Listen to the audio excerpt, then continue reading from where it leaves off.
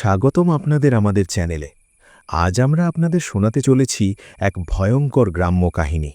তাহলে চলুন আর দেরি না করে শুরু করা যাক আজকের গল্প। সুবল, সুবল, আরে এত হন্তদন্ত কোথায় যাচ্ছিস রে? আরে কাল দুপুর থেকে হাড়ু জ্যাঠাকে কোথাও খুঁজে পাওয়া যাচ্ছে না। বলিস কি, এই বৃষ্টির ওয়েদারে লোকটা গেল কোথায়? আর কেন বল অনিমেষদা, বুড়ো বয়সে যত ভীমরতি, তাই বৃষ্টির ওয়েদারে কোথায় খুঁজবি তাকে? বাড়ির সবাই চারিদিকে খোঁজ করছে। আমি একবার মাঠের দিকে দেখে আসি, যদি কোনো গাছতলায় বসে থাকে। ঠিক আছে চল, আমিও তোর সাথে আসছি, চল। এই এক আশ্চর্য ঘটনা। একজন বয়স্ক লোক পুরো একদিন পার হয়ে গেল, তাও তার কোনো খোঁজ পাওয়া যাচ্ছে না, তাও আবার এই গ্রাম্য এলাকায়। যে গ্রামে বিষয়টা ঘটেছে তার নাম মাধবপুর। গ্রামের ব্যাপারে আর নতুন করে কি বলবো, মনোরম প্রাণ জোড়ানো পরিবেশ, গাছগাছালি, মাঠ ঘাট, পুকুর ডোবায় ভরা। তবে আর 5টা গ্রামের থেকে এখানে জনবসতি একটু কম। গ্রামের লোকেরা চাষবাস করেই তাদের জীবিকা নির্বাহ করে। এখন বর্ষার সময়, কদিন ধরে প্রচণ্ড বৃষ্টি হচ্ছে, তাই এখন চাষবাসের কাজ বন্ধ। গ্রামের লোকেরা ঘরে বসেই তাদের বন্দি জীবন কাটাচ্ছে। বাড়িতে সবাই বসে আছে, তার উপরে কোনো কাজকর্ম নেই, তাই সংসারে নানান ছোটখাট অশান্তি লেগেই আছে। এই রকমই একটা অশান্তি হয় হাড়ু জ্যাঠার বাড়িতে। ঝামেলা ধীরে ধীরে বাড়তে থাকে এবং তারপরই রাগের মাথায় হাড়ু জ্যাঠা বাড়ি ছেড়ে চলে যায়। তারপর পুরো একদিন কেটে গেছে, তবুও বুড়ো ফিরে আসেনি। তাই গ্রামের লোক আর তার বাড়ির লোকেরা মিলে এই বৃষ্টির মধ্যেও তাকে খুঁজতে বেরিয়েছে। সারাদিন খোঁজাখুঁজি চলতে লাগল, কিন্তু না, কোথাও তাকে খুঁজে পাওয়া গেল না।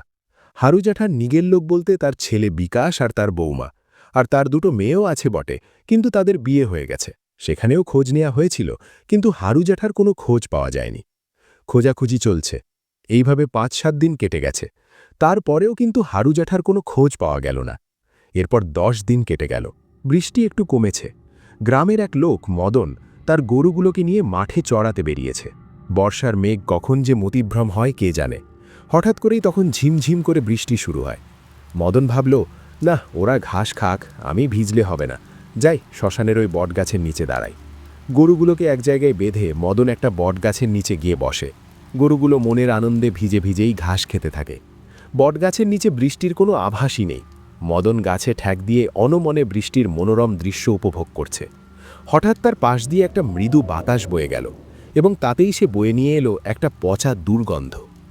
এত দুর্গন্ধ কোথা থেকে আসছে? এদিক ওদিক ভালো করে দেখল সে, কিন্তু এমন কিছু সে আশেপাশে দেখতে পেল না। ধীরে ধীরে গন্ধের তীব্রতা বাড়তে লাগল, কিন্তু মদন কিছুতেই সেই গন্ধের উৎস বুঝতে পারছে না। হঠাৎ সে দেখতে পেল একটু দূরেই একটা ঝোপ থেকে একটা শেয়াল বেরিয়ে দৌড় দিল, আর সাথে সাথেই এক ঝাঁক মাছির দল সেখানে ভন ভন করতে শুরু করল। আর গন্ধটা তখন আরও তীব্রভাবে পাওয়া যাচ্ছে। তাহলে ওখানে কি কোনো জীবজন্তু মরে পড়ে আছে? কাদের গরু বাছুর মারা গেছে আর ওখানে ফেলে গেছে? দেখি একবার। এইভাবে মদন সেই দিকে যেতে থাকে। ঝোপের একটু সামনে আসতেই তীব্র দুর্গন্ধে সে আর থাকতে পারল না। তাড়াতাড়ি সে তার নাক চাপা দিল। কি বিশ্রী পচা দুর্গন্ধ! ঝোপের একদম সামনে এসে এক হাত দিয়ে ঝোপ সরিয়ে চমকে উঠল মদন। সে যা দেখল তাতে তার মাথা বৌ বৌ করে ঘুরতে লাগল। এটা কোনো জীবজন্তুর দেহ না, একটা মানুষের পচা গলা দেহ, যেটাকে শেয়াল কুকুরেরা ছিঁড়ে ছিঁড়ে খেয়েছে। দেহটা আর আস্ত নেই, এখানে ওখানে ছড়িয়ে পড়েছে রক্ত, মাংস আর হাড়গোড়। মাথাটাও খানিকটা খুবলেছে। মদন ভালো করে সেই মাথাটাকে দেখে বুঝতে পারে এটা তো হাড়ু জ্যাঠা। সাথে সাথে সে দৌড় দিল সেখান থেকে। সোজা গিয়ে সে পৌঁছল হাড়ু জ্যাঠার বাড়িতে। গ্রামের সব জায়গায় খবরটা ছড়িয়ে পড়ল। হাড়ু জ্যাঠার ছেলে বিকাশ, বৌমা আর গ্রামের অনেকেই সেখানে আসলো। তারা এই মর্মান্তিক ভয়াবহ দৃশ্য দেখে নিশ্চিত হলো। গ্রামের সবার ধারণা হলো হাড়ু জ্যাঠা বাড়ি থেকে ঝামেলা করে এখানে এসেই আত্মহত্যা করেছে এবং তারপর তার দেহটা এখানেই পড়েছিল। প্রচণ্ড বৃষ্টির কারণে এদিকে হয়তো কেউ খুঁজতেই আসেনি এবং তার দেহটাকে ছিঁড়ে খায় শেয়াল কুকুরের দল। গ্রামের লোকেরা বলছি কি বিকাশ, যা হওয়ার তো তা হয়েছে, এবার তো সংস্কারের ব্যবস্থা করতে হবে। বিকাশ কেঁদে বলল, বাবা কেন এমন করল? কোন পরিবারে কি ঝগড়া হয় না? বাবা, বাবা। তখন তাকে বোঝানো হলো, ওসব নিয়ে এখন ভেবো না, এখন সংস্কারটা করতে হবে। কিন্তু কিভাবে সংস্কারটা হবে? দেহের যা অবস্থা হয়েছে, যা আছে সেটাকেই করতে হবে, না হলে ওটাকেও শেয়াল কুকুর ছিঁড়ে খাবে। কেউ প্রস্তাব দিল কাঠ কাটার ব্যবস্থা করার জন্য, কিন্তু অন্যরা বাধা দিল, না, দেহের তো সব অংশ নেই, আগুন দেয়াটা ঠিক হবে না, এই দেহটাকে মাটি চাপা দেওয়ার ব্যবস্থা করো। তাই করা হলো। দেহের বাকি অংশগুলো খুঁজে খুঁজে একটা কাপড়ের পুটলি করা হলো। তারপর সেটাকে নিয়ে গিয়ে শ্মশানের এক কোণে পুঁতে দেয়া হলো। হারু জ্যাঠার দেহটা মাটিতে পুঁতে দেওয়া বটে, কিন্তু সেই পচা দুর্গন্ধ সেখান থেকে গেল না। গ্রামের লোকেরা ওই রাস্তা দিয়ে মাঠে যায়, কিন্তু এখন সেখান দিয়ে যাওয়াই দুষ্কর। হয়তো মৃতদেহটার বাকি কিছু অংশ সেখানে রয়ে গেছে, সেখান থেকেই দুর্গন্ধ ছড়াচ্ছে। এই ভেবে কয়েকজন লোক মিলে শ্মশানের চারপাশটা খুঁজে দেখতে লাগল, কিন্তু কোথাও কিছু পাওয়া গেল না। তাও দুর্গন্ধ সেখান থেকে যাচ্ছে না। এরপর প্রায় ৩ মাসের মাথায় গ্রামেরই একটা ছেলে বিপ্লব দুপুরে বৃষ্টিতে ভিজে ভিজে জমিতে কাজ করছিল। হঠাৎ আকাশ ভেঙে বাজ পড়ল তার মাথায়। অপঘাতে মৃত্যু হলো আরও একজনের। বৃষ্টিতে ভিজে ভিজেই সবাই তার দেহটা গ্রামে নিয়ে এলো বটে, কিন্তু সবার মাথায় এখন একটাই দুশ্চিন্তা। একেই বৃষ্টি, তার উপর এই গন্ধে শ্মশানে এক মুহূর্ত দাঁড়ানো যাচ্ছে না। দেহ সংস্কার হবে কি করে? তখন মহিমদা নামে এক গ্রামবাসী বলল, কি করা যাবে গো? কেউ বলল পাশের গ্রামের শ্মশানে নিয়ে যেতে, কিন্তু সেখানেও সমস্যা, কারণ পাশের গ্রামের শ্মশানটা নদীর ধারে, আর বৃষ্টির কারণে সেটা হাঁটু জলের নিচে। এ তো ভারী সমস্যায় পড়া গেল। তখন ভজা নামে একজন বলল, আমি বলছি কি, আমাদের শ্মশানেই যদি মাটি খুঁড়ে কবর দিয়ে দেওয়া হয়। অন্যরা বলল, সেই বোকার মতো কথা বলছো তো ভজা, এই দুর্গন্ধের মধ্যে দাঁড়িয়ে কে কবরটা খুঁড়বে? তার উপরে এই বৃষ্টি। ভজা সাহসী হয়ে বলল, সবাই আপনি আমার উপর ছেড়ে দিন, আমি একাই গিয়ে মাটি চাপা দিয়ে দেব। সবাই অবাক হয়ে বলল, কি বলছো তুমি, পারবে? ভজা জানালো, হ্যাঁ পারবো, কেন পারবো না, তবে আমার একটা বোতল লাগবে। কুলিযুগের অমৃত পান করে ভজা আপন মনেই মাটি কেটে চলেছে। তার নাকে না লাগছে দুর্গন্ধ, গায়ে না লাগছে বৃষ্টির ছোঁয়া। ভজা এরকম দুর্গন্ধময় পরিবেশে কাজ করেই তার পেট চালায়, তাই সে প্রায় সময়ই মদের নেশায় চুর হয়ে থাকে। ভজার গর্ত খোঁড়ার কাজ শেষ হতেই গ্রামের কয়েকজন লোক নাকে চাপা দিয়ে মরাটা নিয়ে এলো। তারপর যত তাড়াতাড়ি সম্ভব মাটি চাপা দিয়ে দেহ সংস্কার সম্পন্ন করল। কিন্তু এরপরই দেখা গেল আর এক ভয়ঙ্কর দৃশ্য। পরদিন সকাল হতেই দেখা গেল কবরের চারপাশের বেড়া ভাঙা, সেখানে মাটি খোঁড়া হয়েছে। কাছে গিয়ে সবাই দেখতে পেল সেখানে মৃতদেহটাও নেই। শেয়াল কুকুরে কি এই কাজ করেছে?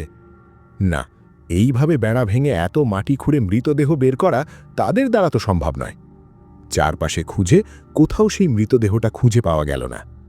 এই রহস্যের সমাধান আর হলো না। এরপর থেকেই ওই শ্মশানটা নিয়ে একটা আতঙ্ক শুরু হলো। সময় কাটতে লাগল, শ্মশানের দুর্গন্ধ কেটে গেছে, কিন্তু তাও মানুষের মনে জমা ভয় রয়ে গেল। এরপর কেউ মারা গেলে ওই পাশের গ্রামের শ্মশানটাতেই নিয়ে যাওয়া হয়। ধীরে ধীরে শ্মশানটা জঙ্গলে ভরে উঠল। প্রায় ৭-৮ মাস কেটে গেল। গরমের এক সন্ধ্যায় গ্রামের কয়েকজন লোক, অনিমেষ, সুবল, বিকাশ, গ্রামের মোড়ের মাথায় একটা মাচায় বসে আড্ডা দিচ্ছিল। এমন সময় ভজা সেখান দিয়ে হন্তদন্ত হয়ে হেঁটে যাচ্ছে দেখে সুবল বলল, ও ভজাদা, এত হন্তদন্ত হয়ে কোথায় যাচ্ছ? ভজা জানালো, তোরা সব এখানে বসে? তা বসে থাকবো না তো কি আর করব, যা গরম পড়েছে। ভজা তখন একটা খবর দিল, আরে ভবতোষবাবুর বাবা মারা গেছে রে, তোরা খবর পাসনি? না তো, কখন মারা গেল? এই কিছুক্ষণ আগেই। চলে আয় চলে আয়, সবাই চলে আয়। হ্যাঁ, বুড়োটা তো কদিন ধরেই বিছানায় পড়েছিল। এই চলো চলো চলো, তাহলে সবাই চলো। তারা সবাই রওনা দিল ভবতোষবাবুর বাড়ির উদ্দেশ্যে। ভবতোষবাবু এই গ্রামের খুব প্রভাবশালী একজন ব্যক্তি। সকল গ্রামবাসীদের আপদে বিপদে তিনি পাশে এসে দাঁড়ান। আজ তার এই বিপদের দিনে কেউ তার পাশে থাকবে না, এমনটা কি হয়? রাত তখন ৯টা। ঠিক হলো মরা নিয়ে যাওয়া হবে ওই পাশের গ্রামের শ্মশানে। সেখানে গিয়ে কাঠ কাটা হবে। কিন্তু প্রকৃতি এতে সহায় ছিল না। হঠাৎ একঝাঁক কালো মেঘ ঘেঁষে জমা হলো, গর্জে উঠল আকাশ। সাথে সাথেই শুরু হলো মুষলধারে বৃষ্টি। প্রায় ঘণ্টা দুয়েক কেটে গেল। বৃষ্টি এখনও একটানা হয়ে চলেছে। সবাই এবার খুবই চিন্তিত হয়ে উঠল। ভবতোষদা, কি হবে? এখন তো বৃষ্টি থামলেও পাশের গ্রামের শ্মশানে গিয়ে আবার মরা পুড়িয়ে ফিরে আসা তো খুবই রিস্কি। এখনও কাঠও কাটা হয়নি, ওখানে তো আবার জোয়ার এসে যাবে। ভজা আবার এগিয়ে এলো। আরে তোমরা এত চিন্তা করছো কেন বলো তো? চলো আমাদের শ্মশানেই যাব। কি বলছো ভজাদা, তুমি কি সব ভুলে গেছো? বছরখানেক আগের কি একটা ঘটনা নিয়ে তোমরা এখনও পড়ে আছো? ভবতোষবাবু, কেউ যাক আর না যাক, আমি একাই গিয়ে সব সংস্কার করে আসব। ভবতোষবাবু বললেন, ভজা, এত আবেগী হয়েও না, শান্ত হও। ঠিক আছে, বৃষ্টি থামলে আমরা আমাদের শ্মশানেই যাব। যে না যেতে চাও বাড়ি চলে যেতে পারো। অনবরত বর্ষণ একটু থেমেছে, কিন্তু অনেকেরই মনে বাসা বেঁধেছে ভয়ের মেঘ। অনেকেই এই ভয়ে সেখান থেকে চলে গেল। শেষমেশ পড়ে রইল ভবতোষবাবু, অনিমেষ, সুবল, বিকাশ আর ভজা। তারা মরা নিয়ে রওনা হল ওই শ্মশানের উদ্দেশ্যে। গ্রামের মেঠো পথ, তার উপরে বৃষ্টিতে পিচ্ছিল হয়ে আছে। তারা খুব সাবধানে পথ চলেছে। চারপাশের পরিবেশটা একটু থমথামে। তারা যখন শ্মশানে পৌঁছল তখন রাত প্রায় 1টা। শ্মশানে মরা নামিয়ে তারা পরবর্তী কাজের পরিকল্পনা করতে লাগল। বিকাশ মরা ছুঁয়ে বসে আছে। ভজা বলল, চলো তাহলে, আমি গাছ দেখিয়ে দেব, তাড়াতাড়ি কেটে নিয়ে চলে আসতে হবে। আমি বলি কি, অনেক কাঠ আনতে হবে তো, বিকাশ একাই এখানে থাক। মনে একরাশ ভয় থাকলেও বিকাশ একাই রাজি হল। বাকিরা চলে গেল কাঠ জোগাড় করতে। হ্যারিকেনটা টিম টিম করে জ্বলছে। বিকাশ এক হাতে মরা ধরে বসে আছে। সে কোন দিকেই তাকাচ্ছে না। এমন সময় হঠাৎ পাশের ঝোপটা একটু নড়ে উঠল, আর তারপরই সেখান থেকে ভেসে আসে একটা বিকট আওয়াজ। সেটা না কোনো জন্তু, না কোনো মানুষের। কিসের শব্দ সেটা উদ্ধার করা দায়। মনে এবার প্রচণ্ড ভয় পেয়েছে সে। মরা ছুঁয়েই রাম নাম জপ করতে শুরু করল। এবার পাশের গাছটাও দুলতে শুরু করল। কোথা থেকে যেন একটা ঝড় এসে শ্মশান তোলপাড় করতে শুরু করেছে। কিন্তু অদ্ভুতভাবে ঝড়টা শুধু সেখানেই, শ্মশানের বাইরে পুরোপুরি শান্ত। বিকাশ বুঝতে পারল কোনো অশরীরই তাকে ভয় দেখিয়ে সেখান থেকে তাড়ানোর চেষ্টা করছে। সে কোনো রকমে মনকে শক্ত করে সেখানেই বসে রইল। যাই হয়ে যাক, এই মরা ছেড়ে সে কোথাও যাবে না। কিছুক্ষণ পর ঝড় থেমে গেল। পরিবেশটা ধীরে ধীরে শান্ত হল। বিকাশের মনের জোরের কাছে অশরীরী শক্তি হার মেনেছে। হঠাৎ দূর থেকে ভেসে আসলো ভজার চিৎকার, বিকাশ, বিকাশ, তাড়াতাড়ি হ্যারিকেনটা নিয়ে আয়। বিকাশ ভাবল কি হলো। 7-5 না ভেবে বিকাশ হ্যারিকেনটা নিয়ে সেই দিকে দৌড় দিল। পথে সবার সাথে দেখা হলে অনিমেষ বলল, এ কি বিকাশ, তুমি এখানে? বিকাশ অবাক হয়ে বলল, হ্যাঁ, কি হয়েছে তোমাদের? ভজা জ্যাঠা, কেন এত চিৎকার করে ডাকলে যে? ভজা অবাক হয়ে বলল, আমি কখন ডাকলাম রে? তুই তো চিৎকার করছিলি, এই ভজা জ্যাঠা, তাড়াতাড়ি এসো, তাড়াতাড়ি এসো। বিকাশ জানালো, কই না তো, আমি তো তোমাদের। এসব বাদ দাও, আমার ব্যাপারটা অন্যরকম লাগছে। বিকাশ এখানে মানে সেখানে কেউ নেই, শিগগির চলো। সবাই তাড়াহুড়ো করে সেখানে গেল।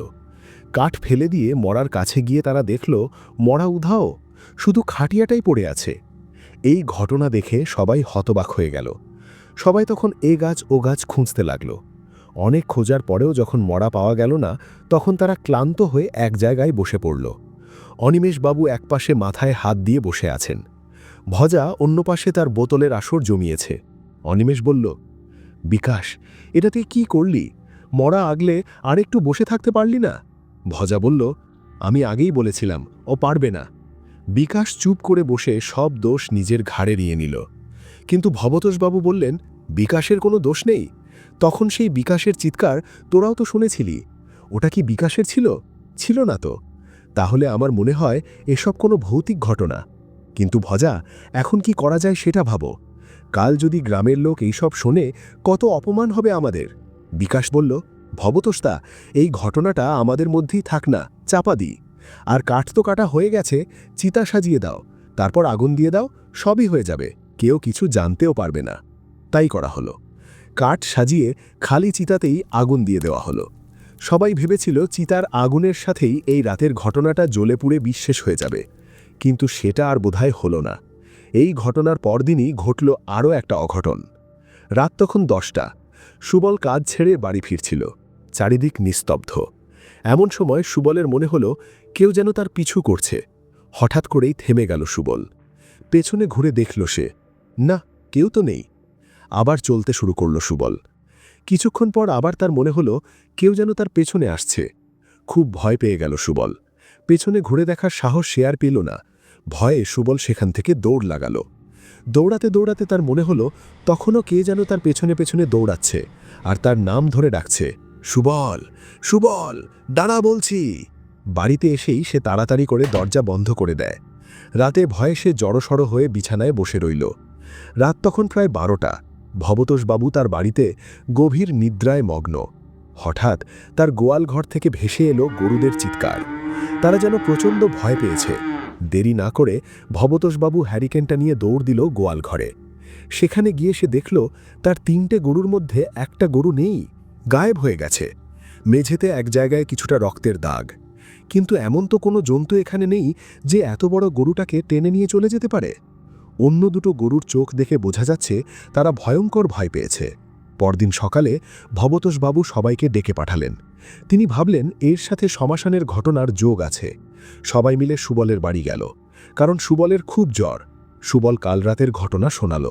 ভবতোষবাবু বললেন, কোনো অশরীরই আমাদের ক্ষতি করতে চাইছে, আমাদের একটা ব্যবস্থা দরকার। কেউ বলল পাশের গ্রামের দিবাকর ঠাকুরকে ডাকতে, কিন্তু ভবতোষবাবু জানালেন ওর দ্বারা হবে না। তখন ভজা বলল, আমি অঘর তান্ত্রিকের কাছে নিয়ে যাব। ভজা আর অনিমেষ বিষ্ণুপুর থেকে অঘর বাবাকে নিয়ে এলো। তান্ত্রিক সব শুনে বললেন, সমস্যা অনেক গভীরে। তিনি জানালেন, তোমাদের ওই শ্মশানে বছরখানেক আগে যে লোকটি মারা গিয়েছিল তার দেহের পূর্ণ সংস্কার হয়নি, কারণ তার অঙ্গপ্রত্যঙ্গ শেয়াল কুকুরে খেয়ে নিয়েছিল। তাই তার আত্মা মুক্তি পায়নি। সে এখন অন্য দেহগুলো চুরি করে আটকে রাখছে, যাতে কেউ মুক্তি না পায়। এখন প্রথম কাজ মৃতদেহটা খুঁজে বার করে দাহ সংস্কার করা। রাত অনেক হলে সবাই শ্মশানে গেল। অঘর বাবা সেখানে মন্ত্র পড়তে শুরু করলেন। হঠাৎ গাছপালার মধ্যে এক কালো ছায়া দেখা গেল। সেই ছায়া চিৎকার করে বলল, আমি কাউকেই মুক্তি পেতে দেব না, সবাই আমার মতো মুক্তির জ্বালায় জ্বলবে। তান্ত্রিক রেগে গিয়ে বললেন, তুই বাবার দেহটা ফিরিয়ে দিবি কিনা বল। ছায়াটা অবাধ্য হলে তান্ত্রিক তার মন্ত্রশক্তি প্রয়োগ করলেন। যন্ত্রণায় চিৎকার করতে করতে অশরীরীটা নতি স্বীকার করল। তান্ত্রিকের আদেশে সে মুহূর্তের মধ্যে হারু জ্যাঠার মৃতদেহটা ফিরিয়ে দিয়ে মাটিতে ফেলে দিল। বাকিরা কাঠ জোগাড় করে চিতা সাজাল। কিন্তু তখন সেই অশরীরী আত্মা আবার কেঁদে উঠল, আমার মুক্তির কি হবে? তুই ওর মুক্তি দিচ্ছিস, কিন্তু আমাকে তো দিচ্ছিস না। তান্ত্রিক বললেন, তোর দেহ তো এখন বিলীন হয়ে গেছে। তিনি খড় দিয়ে মানুষের আকৃতির দুটো পুতুল বানালেন, একটা হারু জ্যাঠার জন্য, আরেকটা সেই আত্মার জন্য। বিকাশ তার বাবার হয়ে পুতুলটা সংস্কার করল, আর অন্য পুতুলটা সংস্কার করার সময় সেই আত্মা বলল, আমার মুখে আগুন দেবার তো কেউ নেই, আমার মুক্তি কি করে হবে? তখন তান্ত্রিক বললেন, কেন, আমি তো আছি, আমি বন্ধু হিসেবে তোকে মুক্তি দেব। দাহ সংস্কার সম্পন্ন হল। শ্মশানের সেই থমথমে পরিবেশ কেটে গিয়ে এক স্নিগ্ধ হাওয়া বইতে লাগল। সব অতৃপ্ত আত্মা চিরশান্তি পেল এবং মাধবপুর গ্রাম আবার আগের মতো শান্ত হয়ে উঠল। এইভাবেই সেই শ্মশান আর অতৃপ্ত আত্মার অভিশাপ চিরতরে শেষ হয়েছিল। আজকের গল্পটি এখানেই শেষ। গল্পটি কেমন লাগলো কমেন্ট করে অবশ্যই জানাবেন।